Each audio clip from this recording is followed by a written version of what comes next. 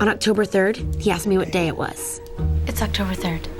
Today we're counting down our picks for the most laugh-out-loud moments from this 2004 comedy hit.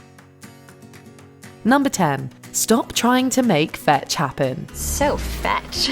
What is fetch? In the internet age, we love to make ironic sayings completely unironic, so Gretchen definitely ended up being a trendsetter of sorts. Her obsession with the word, which, as she will let you know, is like slang from England, is a running gag throughout the movie. Every time she brings it up is funnier than the last, all culminating in a devastating blow from Regina. 20 years later, we just know Gretchen would be obsessed with social media slang.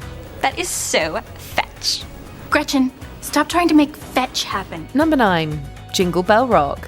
Who doesn't love a talent show? Well, the one at North Shore High School is a little more raunchy than most, to say the least. Jingle bell, jingle bell, jingle bell rock. We start off strong with Damien's lovely rendition of Beautiful. Kevin Napour's rap is a little less savoury, but not too bad. But then come the plastics. The look on Katie's parents' faces are priceless, not to mention Regina's mum performing her own mirrored routine in the aisle. And to cap it all off, it all ends with a boombox to the face. Classic. Number 8. You Go Glen Coco. When Damien comes to deliver candy cane grams dressed as Santa Claus, most students get one, maybe 2. But Glen Coco is no ordinary student. He racks up 4 candy cane grams in a scene-stealing moment. Glen Coco? Fall for you, Glen Coco! You go, Glen Coco! It's such a funny line and so well delivered that we almost miss the fact that, as per Katie, Janice and Damien's plan, Gretchen receives none. Number 7. If you're from Africa, why are you white? Karen Smith might be the dumbest of the plastics, but she also might be the funniest. When Katie is roped into sitting with the plastics at lunch, the first thing Karen says to her is predictably ridiculous. Katie's move from Africa has already caused her some strife thus far in the movie, and Karen's confusion about how she could possibly be white only adds to that humour. So if you're from Africa, why are you white? Number 6. Sex Ed. The coach car segments of Mean Girls may not have aged particularly well, but we still can't help but laugh out loud at this one. On her second day of school, Katie ends up skipping sex ed so she can hang out with Janice and Damien. She might not know what she missed that day, but we will never forget it. Coach Carr's plea to his students to not have sex, lest they get pregnant and die, is one of the most iconic parts of the film. Don't have sex, because you will get pregnant and die.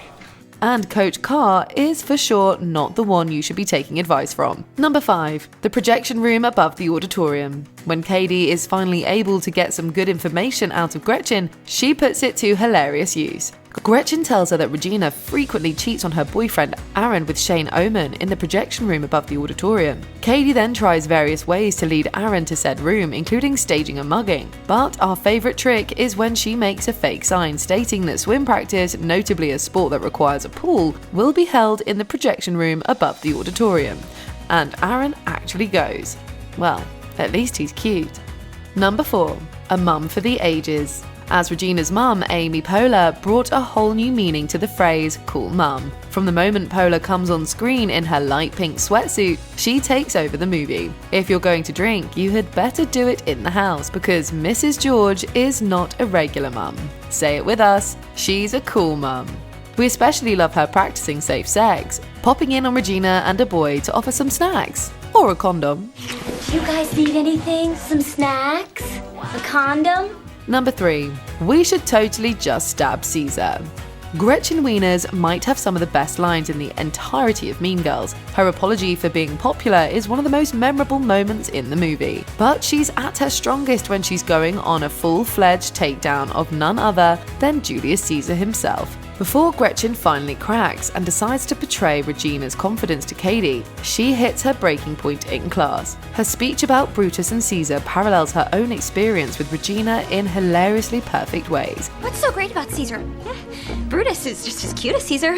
Okay, Brutus is just as smart as Caesar. People totally like Brutus just as much as they like Caesar. Number 2. Three-way attack. One of the most outdated modes of technology in Mean Girls is the excessive use of the 3- and 4-way call. It's used early on in the film when Regina tries to gauge whether Katie is upset with Gretchen for telling Regina about Katie's crush on Aaron. But the best use of the 4-way call comes when Gretchen and Katie finally convince Karen to turn on Regina. Karen bails on the plans she made with Regina, claiming that she is sick with a weak fake cough. In the years since the film's release, Regina's response has become iconic. In fact, calling your best friends the most horrendous names you can think of, lovingly, of course, is pretty much the ultimate sign of close friendship. I can't go out. I'm sick. Boo, you whore. Number 1. She doesn't even go here. Perhaps the most famous line from Mean Girls doesn't come from Katie or even one of the plastics. It comes from Damien.